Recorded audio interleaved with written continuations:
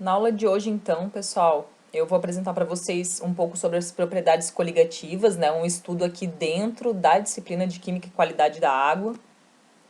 Então, de uma forma bem direta, o que nós chamamos aqui no estudo da Química de propriedades coligativas são propriedades que se alteram num líquido, por exemplo, na água, quando um soluto é adicionado a ele. Então, são propriedades que a água pura apresenta, por exemplo, a gente vai ver quais propriedades, professora? De ponto de ebulição, ponto de fusão, tá? E quando a gente adiciona um soluto como açúcar ou sal, que é um soluto que a gente chama de não volátil, ou seja, ele não evapora, né, facilmente, essas propriedades são alteradas, são modificadas, tá bom? Então, propriedades coligativas é isso. E a intensidade dessa alteração, elas dependem dessa quantidade de soluto. Então, por exemplo, a água pura tem um ponto de ebulição de 100 graus, tá? Aqui no nível do mar. Se a gente adiciona 5 gramas de açúcar a uma determinada quantidade de água, esse ponto de ebulição a gente vai ver que vai alterar. Se a gente adiciona, ao invés de 5 gramas, 50 gramas, ele vai alterar muito mais, tá? Então, isso que quer dizer essa segunda frase aqui, em ser dependente da quantidade de soluto. Então, aqui estão as propriedades coligativas que a gente vai estudar. Então, elas têm nomes específicos e o que elas causam. Então, aqui já é um resumo, tá? Para você colocar no seu material de estudo. Que é a tonoscopia. Então, resumidamente falando aqui, né? É a diminuição da pressão de vapor do solvente. Então, quando é adicionado soluto, diminui a pressão de vapor. Ebulioscopia, quando é adicionado soluto, aumenta a temperatura de ebulição. Crioscopia, diminui a temperatura de congelamento, que é o ponto de fusão, né? E a osmometria é o aumento da pressão osmótica. Então, primeiramente, a gente vai ver elas em ordem, né? Então, primeiramente, sobre a tonoscopia, a gente está falando de pressão de vapor, é importante alguns fundamentos, um pré-requisito, né? Para compreender que, primeiramente, é saber o que é a pressão de vapor. Então, a pressão de vapor, para você identificar, vocês podem imaginar um recipiente fechado, tá? Um recipiente totalmente fechado e a metade dele é líquido, tá? Esse líquido, ele evapora, digamos que essa água ela começa a evaporar e ela exerce pressão sobre as paredes e a tampa desse recipiente. Então, essas moléculas vaporizadas, né, exercem pressão devido aos choques dessas moléculas aqui na parede e desse recipiente. Então, por exemplo, vocês podem perceber, se vocês deixarem uma garrafinha de água em algum lugar e deixá-la lá por um bom tempo, mesmo na temperatura ambiente, depois de um tempo vocês observam o quê? Que a parte de cima, onde não tinha o líquido, ela fica como se estivesse suada, tá? Então, isso mostra que tem moléculas de água que saíram lá da parte líquida mesmo, evaporaram, bateram na parede do líquido do recipiente e se tornaram líquidas de novo. Então, é esse sistema que é o melhor sistema para vocês visualizarem, tá? Então, pressão de vapor é isso. É a pressão que um vapor de um determinado líquido exerce sobre a superfície do líquido que lhe deu origem. Por que está descrito dessa forma? Porque quando essas moléculas evaporam e atingem a parede desse recipiente, a tendência delas é retornar ao líquido, tá? Então, essa definição exata, ela não é importante. O que é importante é vocês compreenderem, quando a gente falar em pressão de vapor, o que ela significa, tá? Então, essa pressão de vapor, ela é dependente, basicamente, de duas coisas, da temperatura e da natureza do líquido. Da temperatura, acho que tem aqui no próximo slide, né? Da temperatura, o que acontece? Quando aumenta a temperatura desse líquido, aumenta a pressão de vapor. Como vocês podem racionalizar isso, né, para não ter que decorar? Então, aqui tem um exemplo do que seria essas flechas aqui, ó, em preto, elas indicam a pressão de vapor. Então, assim, a 20 graus é pouquinha pressão de vapor, ó. A 50 aumenta. Por quê? Vai aumentando o grau de agitação das moléculas, automaticamente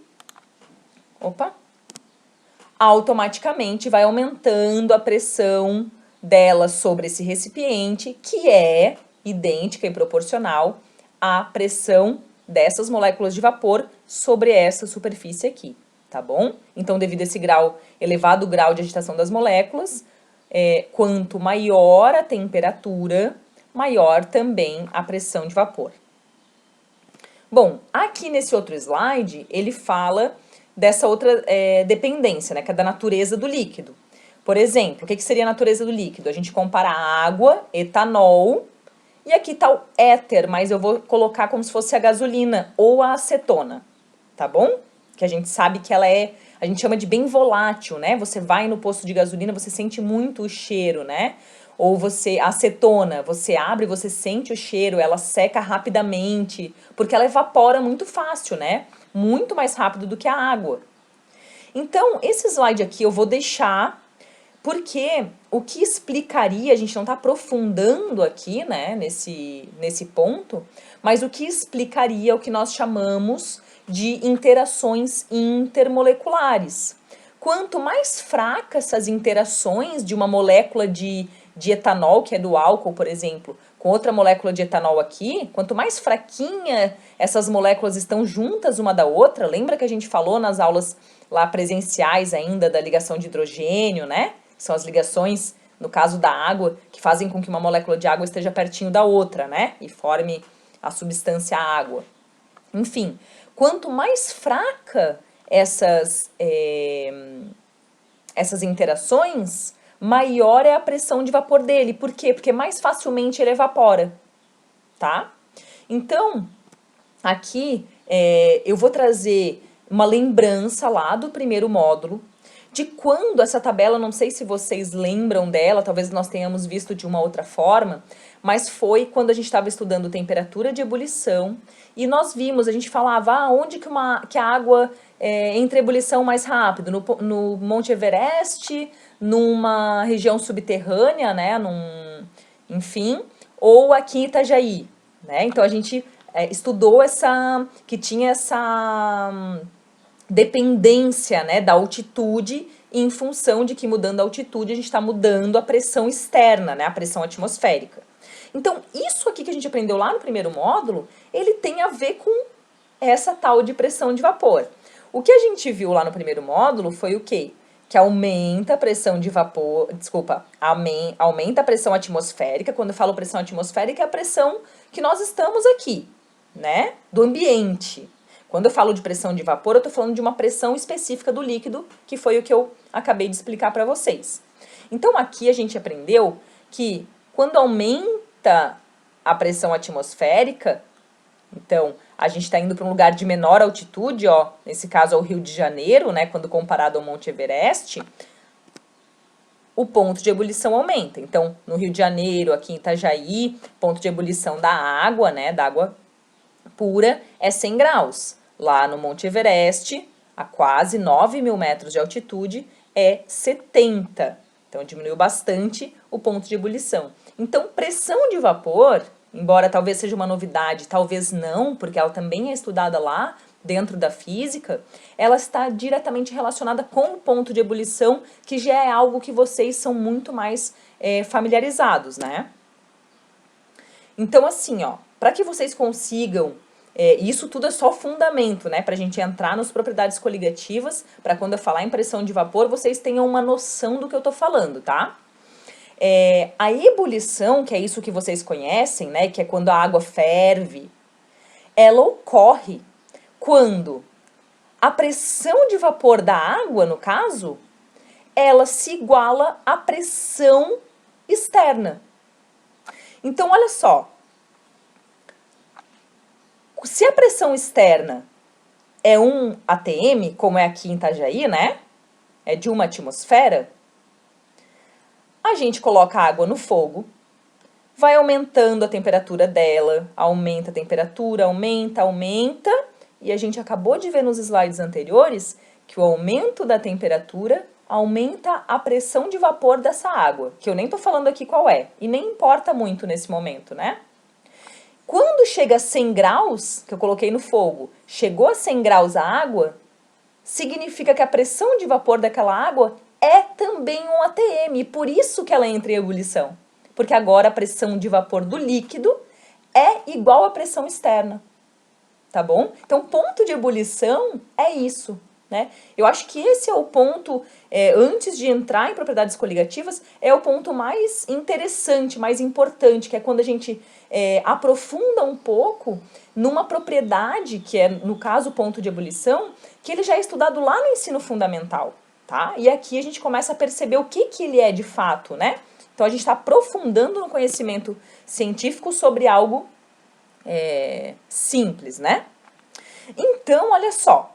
Digamos que essa flecha aqui, ó, é a pressão da atmosfera, a pressão externa, tá? Então, é a pressão no dia, aqui onde a gente está, por exemplo, 1.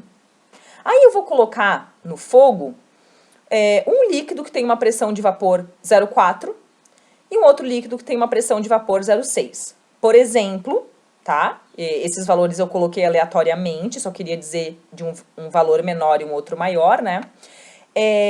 Digamos que esse aqui é a água e esse aqui é o álcool, tá bom?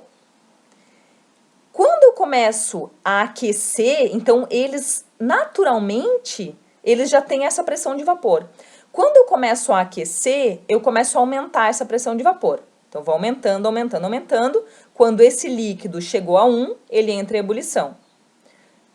Fazendo o mesmo com esse outro líquido aqui, eu aumento, aumento, aumento, aí tem que aumentar um pouco mais. Chegou a 1, se igualou a esta pressão, entrou em ebulição. O que isso significa?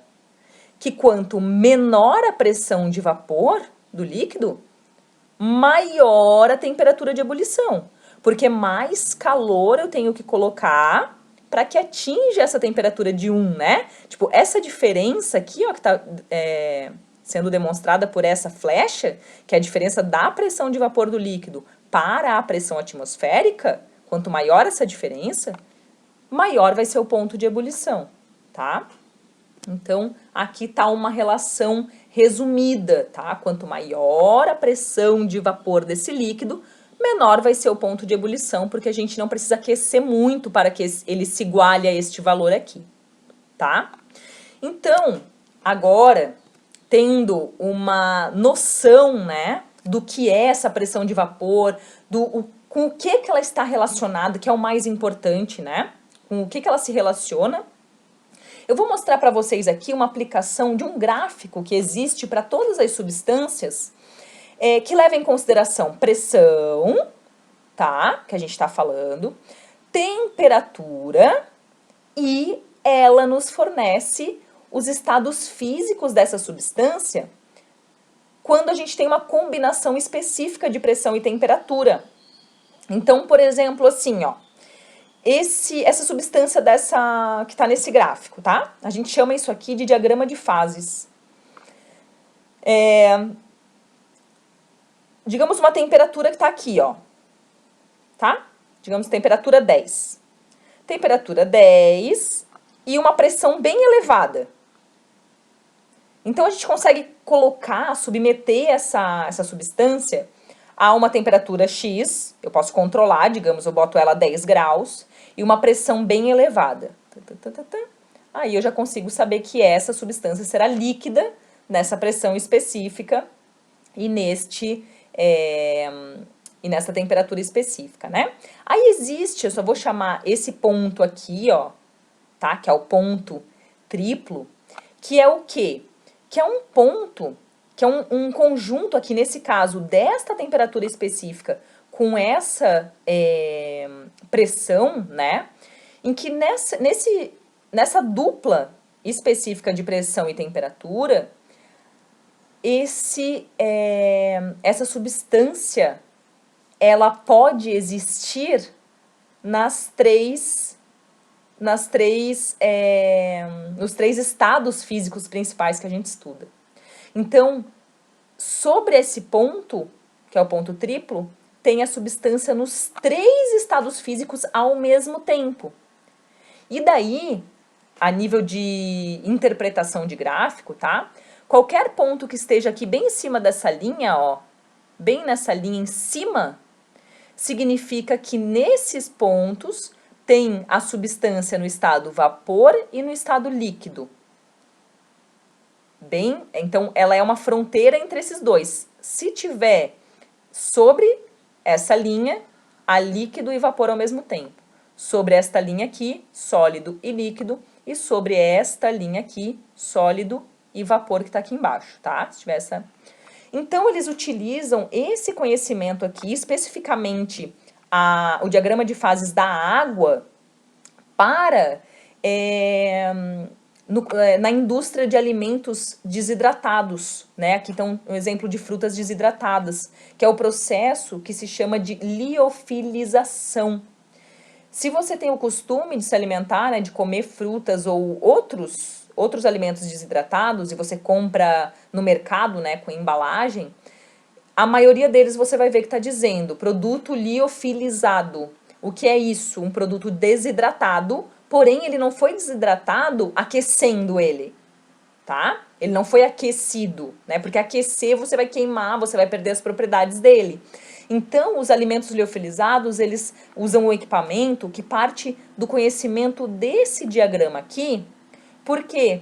Porque ali é possível encontrar um sistema de temperatura definida e de pressão lá no interior desse sistema onde o alimento é colocado, né? Em que você consegue trabalhar que a água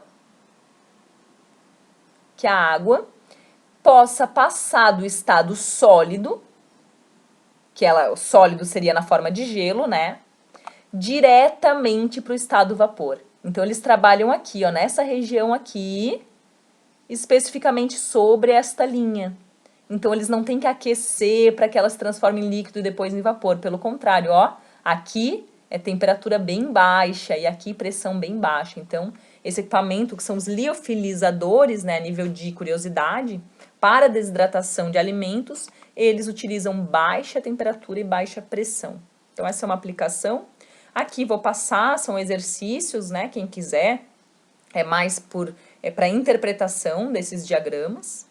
E agora a gente vai entrar para falar brevemente o que são essas propriedades coligativas. Então, a tonoscopia, e eu oriento, né, vocês no material de estudo de vocês, né, para Enem, vestibular, enfim, escrever o que está escrito aqui.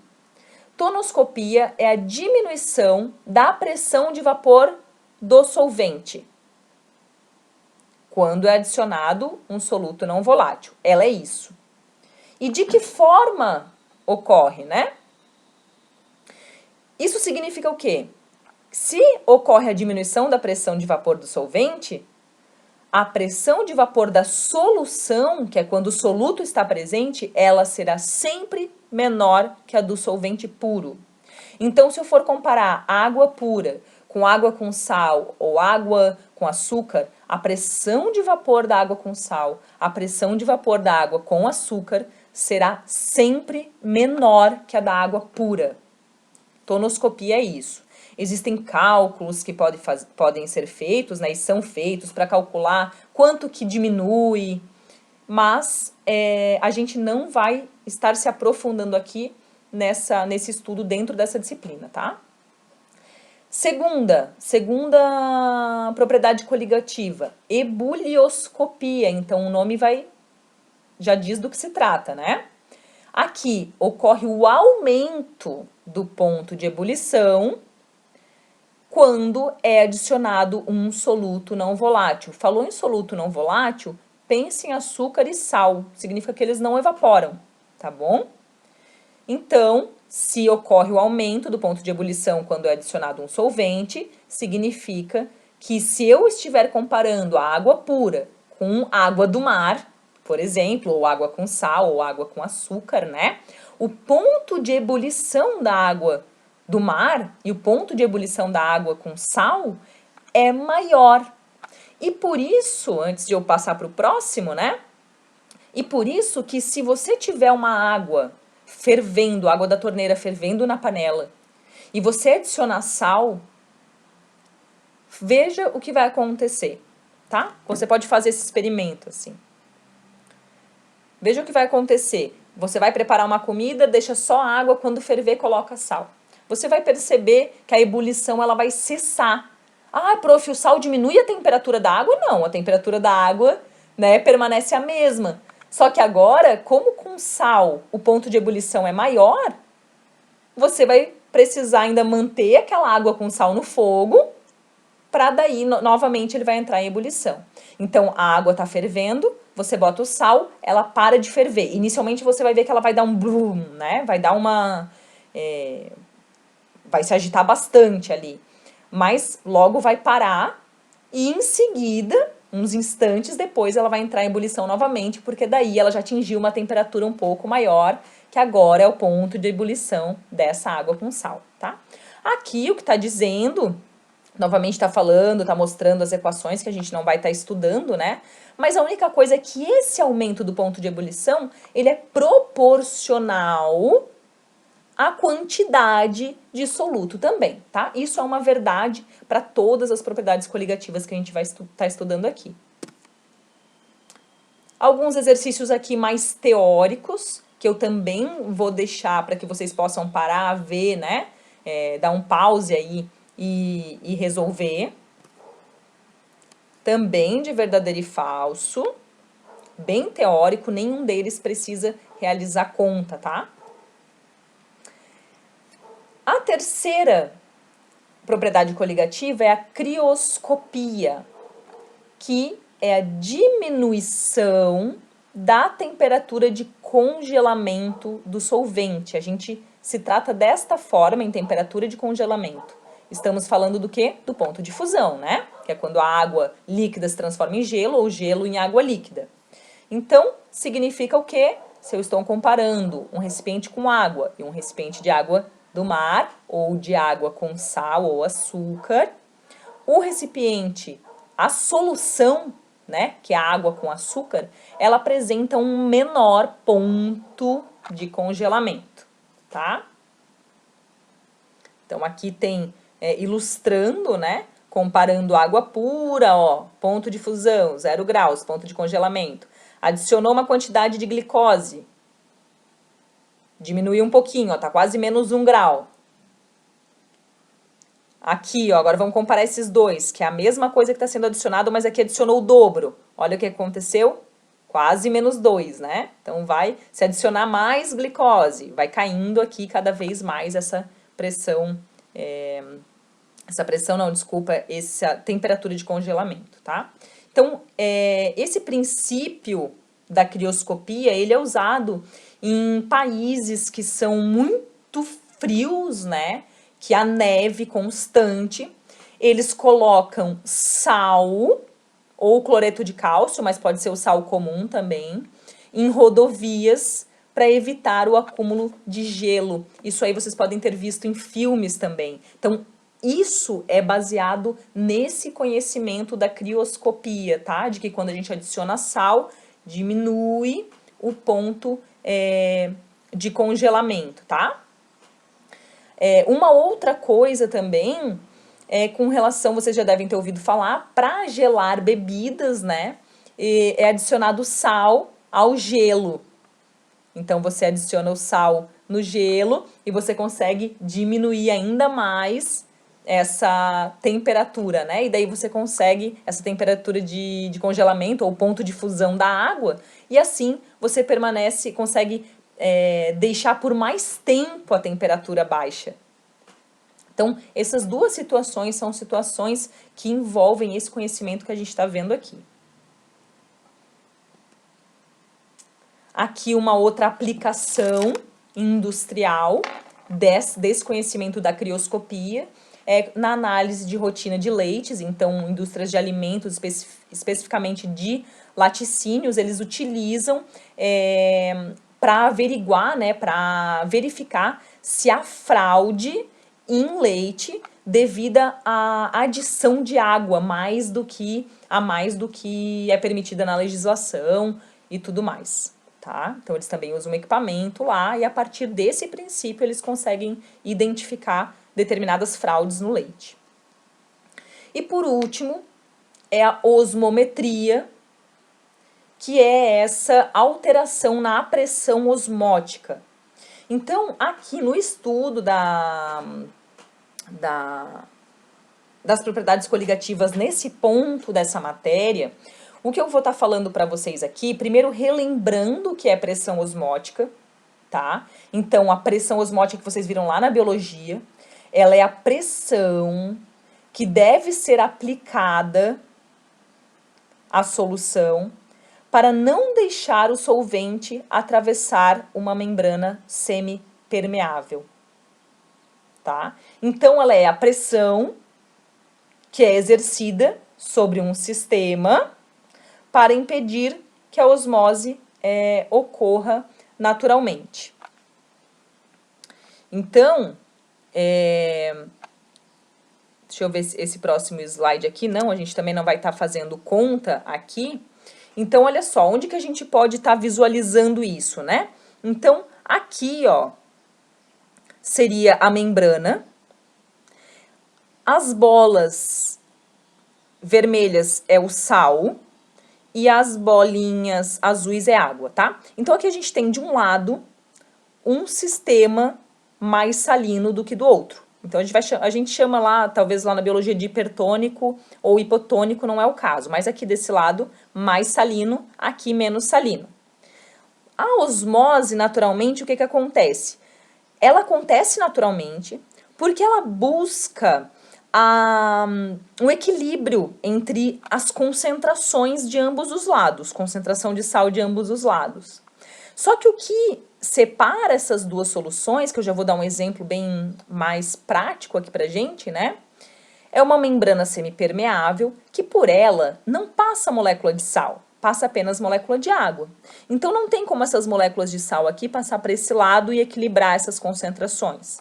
Então o que passa, essa molécula de água aqui, passa para lá e daí acaba diluindo essa solução aqui. Então acaba tendo equilíbrio por diluição da parte mais concentrada, tá? Então, a pressão osmótica seria uma resistência desse lado aqui que está recebendo a água, tá? Uma resistência. Ele resiste, exerce uma certa pressão, né? Mas essa osmose acontece, tá? Então, isso seria a pressão osmótica. Ah, o exemplo que eu ia dar, deixa eu ver se tá aqui. Não, isso aqui também está ilustrando só. O exemplo que eu vou dar para vocês é de quando a gente vai tomar um banho de mar. A gente fica bastante tempo no mar, a gente sai de lá, olha para as nossas mãos, estão todas enrugadas. O que aconteceu foi a osmose. Moléculas de água do nosso corpo saiu, atravessou a nossa pele e foi para o oceano aqui, que é a parte mais salina, ó. Então, é como se esse lado fosse... representa o nosso organismo e este lado representa o mar. E daí, como esse lado está muito mais salino, ocorre por osmose, as moléculas de água saem do nosso corpo e vão para o oceano, tá? E isso a gente se desidrata, né?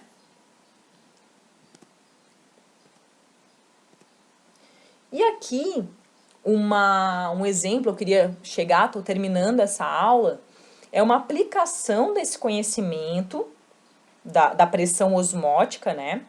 Que é um sistema que se chama de osmose reversa. A osmose reversa é o seguinte, o que eu quero fazer? Ao invés de eu passar, como passa naturalmente, moléculas de água do sistema menos concentrado para o mais concentrado, eu quero que passe moléculas de água do sistema mais salino para o sistema que já é mais diluído. Então, eu quero passar água daqui para cá, tá? Então, isso é osmose reversa. E daí, a osmose reversa ela é aplicada na dessalinização da água do mar para a obtenção de água pura. Então, para isso é utilizado sistemas que exercem pressão, né? Porque afinal de contas ele está sendo manipulado, né? A osmose acontece naturalmente. A osmose reversa ela precisa de um sistema fazendo uma pressão contrária, porque ela tem que ir contra, né, esse processo natural de osmose, né? Fazer o sentido contrário. Então, o sistema de dessalinização, ele é um sistema que ele tem alto custo, tá? Mas muitos navios que estão em alto mar, precisam estar em alto mar por muito tempo, eles não têm condições e não é viável levar a quantidade de água para todos os tripulantes para estarem lá todo aquele tempo no mar. Às vezes não tem nem espaço físico e também tem a questão do peso, né? Então considera ali 2 litros de água por passageiro, né, tripulante, e ainda o tempo, meses, né? No caso dos barcos aqui da Volvo, eles chegam a ficar 8 meses, né? Na água. Então daí eles têm um sistema de dessalinização da água lá. Eles captam a água do mar, passa por esse processo de osmose reversa e obtém água pura. Essa é também uma possibilidade, né? Na verdade não é uma possibilidade, é uma realidade já, que está sendo aplicada no semiárido brasileiro. Porque aqui a gente tem água em abundância, né? A gente sabe aqui no Brasil, mas ainda assim tem lugares de seca e lugares em que as pessoas não recebem água tratada. Essa é uma realidade que não é da minoria, né? Aqui no Brasil. Então, para esses lugares, como a situação do semiárido, lugares remotos, eles estão utilizando programas, aqui tem 2 programas, esse é do governo federal, que é o programa Água Doce, e um outro programa, que não é do governo, mas é o projeto Água e Renda, esse aqui no Rio Grande do Norte, que capta água subterrânea, e daí 70%, 80% da água subterrânea de lá, dessa região, é salina, e eles passam por um processo de dessalinização.